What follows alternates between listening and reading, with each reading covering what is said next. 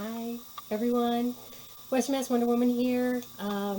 It has once again been a while since I posted. Time is just crazy. Time just doesn't seem to exist anymore. The entire month of April is gone. Don't even know what happened to that. That's just gone forever. And May is heading in that direction also. I really just, I don't know. It seems like I just had my second biopsy and now I'm less than a week out from my surgery. And in reality, there were like a 6 week gap in between. So I have a lot of things to update on and to talk about. So I'm actually going to do a couple of videos because I know that having one big, long, giant video is it's really annoying. And if people want to watch and hear the things I have to say, it's harder to watch like a 30 or 40-minute video. So I'm going to try to keep this to a couple of shorter videos, and I'll post them all at the same time. And then people can watch them or not watch them, and whatever they want. But so there's a couple of things. It's kind of like three topics too that I wanted to talk about. So I'll be breaking it down into those three things. And so the first one right now that I'm going to talk about is really kind of involves time, and just kind of giving a sense of how everything came about for me to make the decision that I have made, which is to actually get the double mastectomy with immediate reconstruction. And that is going to occur. Today is Saturday, May 15th, and my surgery will be on Friday, May 21st. So less than a week from now.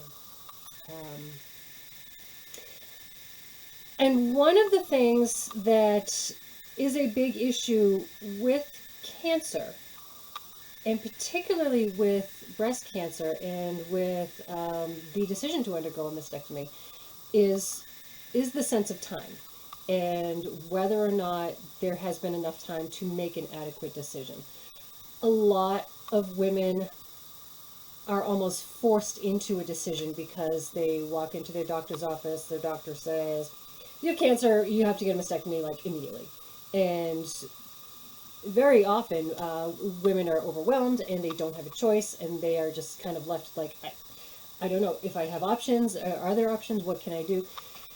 And sometimes they're steamrolled into making a decision that they ultimately might not have made, or that they're not comfortable with, or that they have regrets with down the road.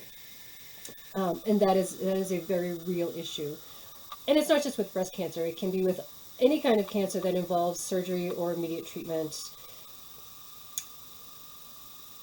People are scared immediately when they hear the word cancer. I mean, I was, everyone who I've spoken to was, you hear the word cancer, you hear the phrase, you have cancer, and the immediate response is panic, fear. It's, okay, so I'm going to die, and that can lead to people not making intentional decisions. And that's a big problem, and that is a big problem. That's squarely on the shoulders of the medical industry, because they put people in this position where they just inundate them with fear, and they say, okay, well, you have this horrible disease and you're going to die unless we do this, this, and this, and you have to do this, this, and this, and that's it.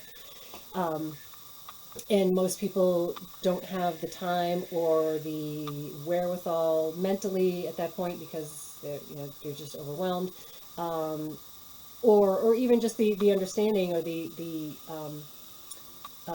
resources to learn about their disease and about what their actual options are. And there really are so many.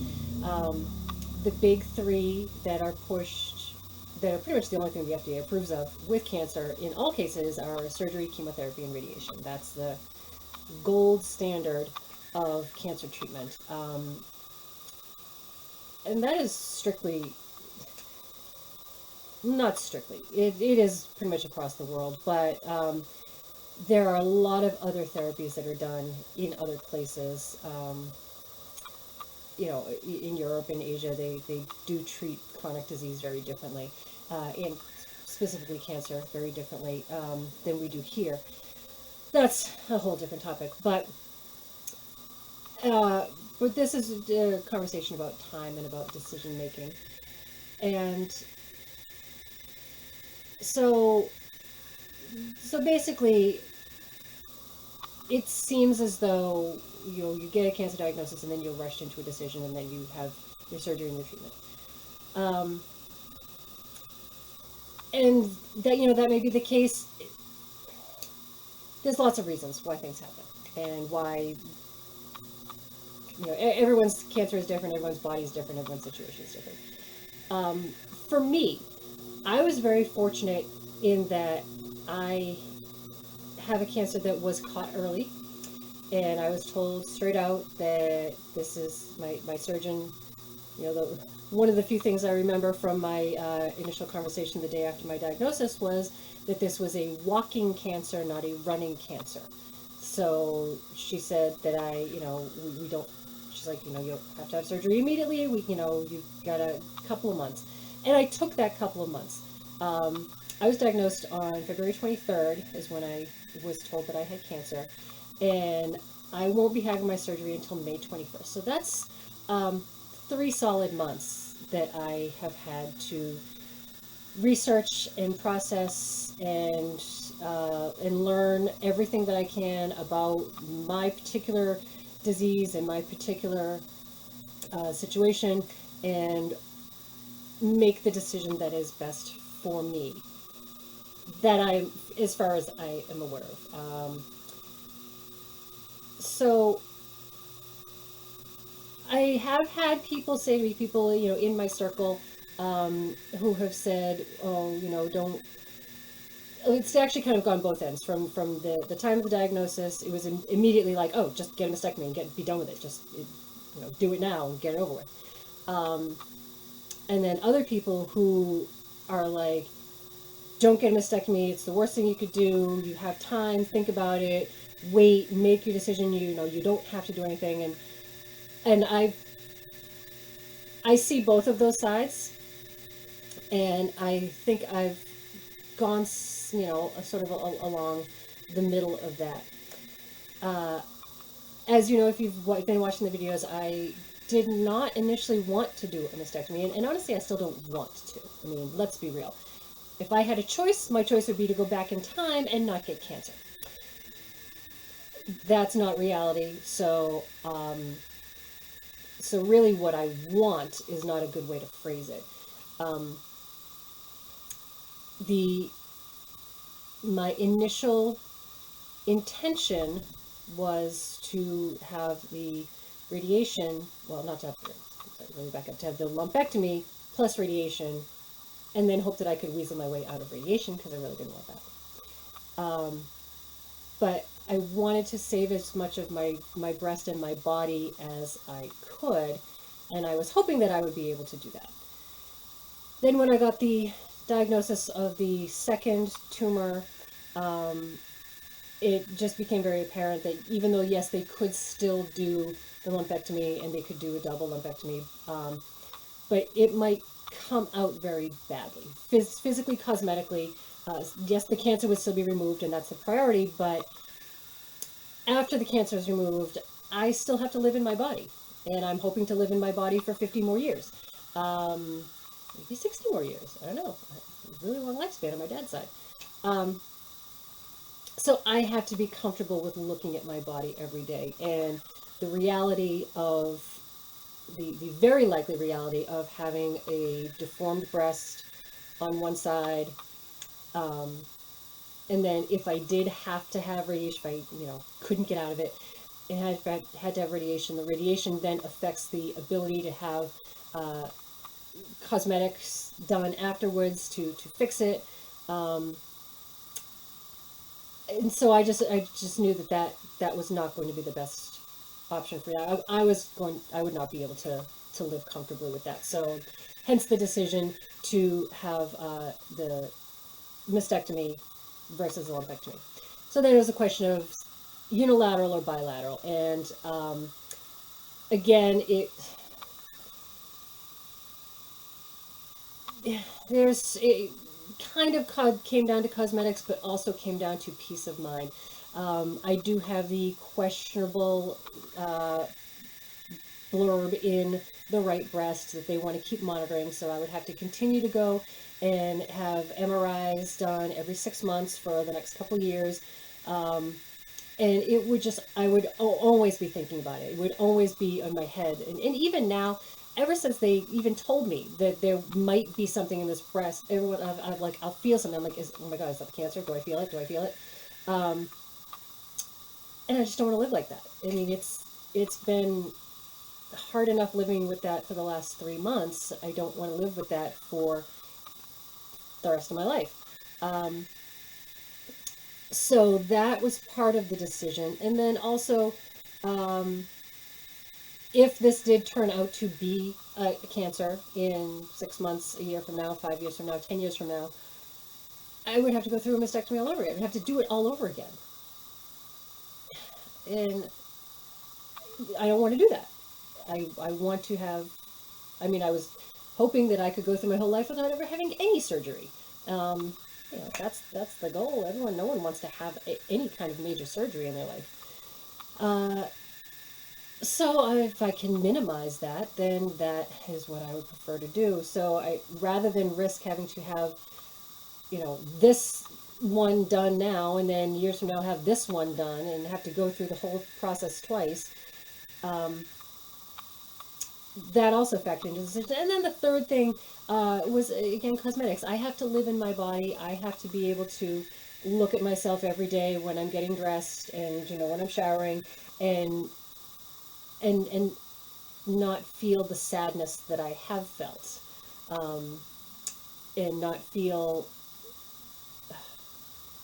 just, I want to still be able to feel comfortable in my body. And if I had just one done, then they would never be symmetrical again. They would never look the same. And then even if I had one done and then down the road had the other one done, it's still, this one will have been done a couple years earlier. Things would have settled, so they'd still look differently.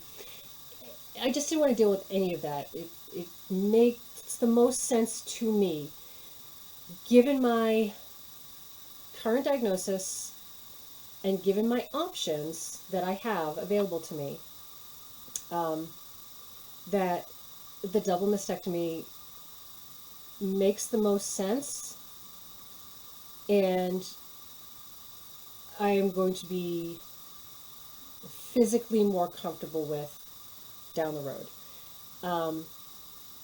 Which is ironic because I am very anti-plastic. Everyone who knows me personally knows I am a crazy recycler.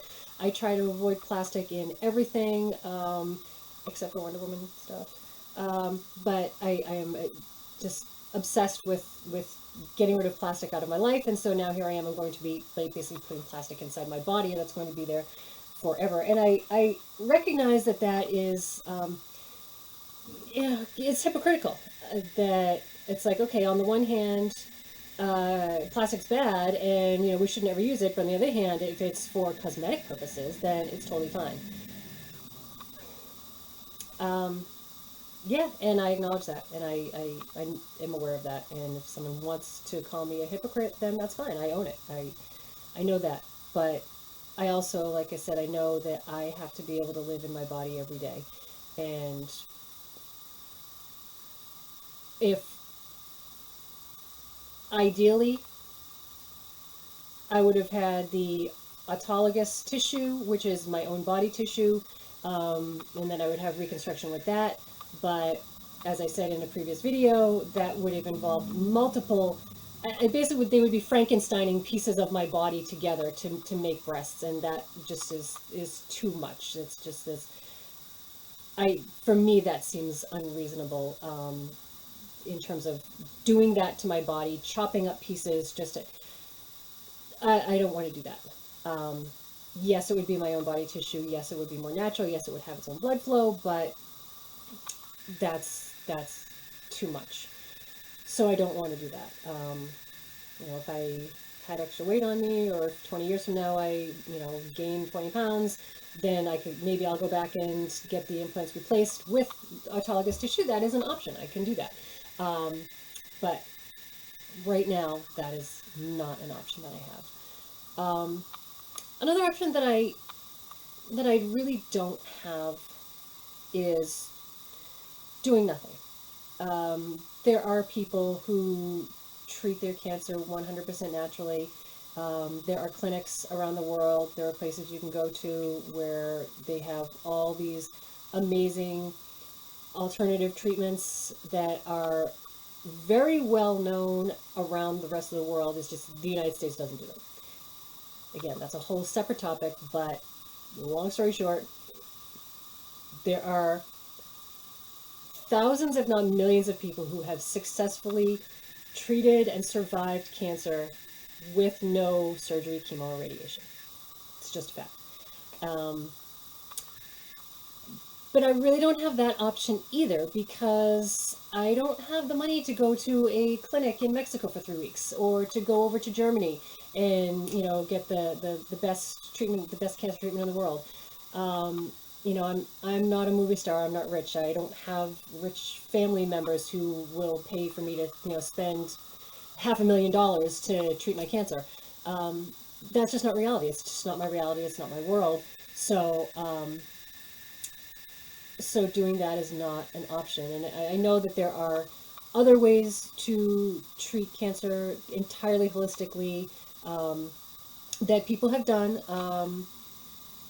using diet and supplements and things like that. And I am actually doing a lot of those protocols already. Uh, but again, for me, it comes down to peace of mind. Right now my cancer is contained. Um, I did have the lymph nodes came back negative, which was great. I had the surgery. I had 2 lymph nodes removed, and they came back negative for cancer. So the cancer has not metastasized outside of the breast. So that's awesome. So right now it's contained.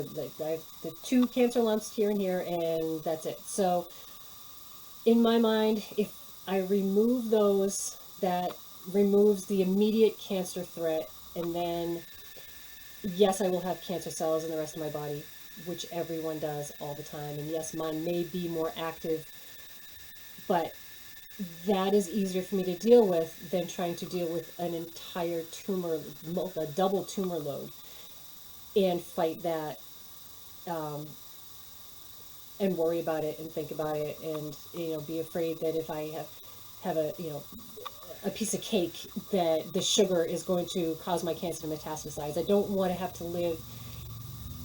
One of the things that really causes a lot of disease is stress. And again, I talked about this in another video that I think that my stressful lifestyle was a major contributor to me getting cancer in the first place. And living stress afterwards and continuing to live stress because of what I'm eating or what I'm doing or where I'm going that's not the kind of life that I want to live either. I want to have as much of a normal life as I can, and I want to continue to be healthy, and I'm going to continue to be healthy and eat healthy and do the right things. But having this surgery will lighten that burden. So for me, even though this is an extreme decision to go from just having a lumpectomy to having a double mastectomy with reconstruction with plastic, for me, in my life and in my situation, that is what makes the most sense. So that is what I am going to do.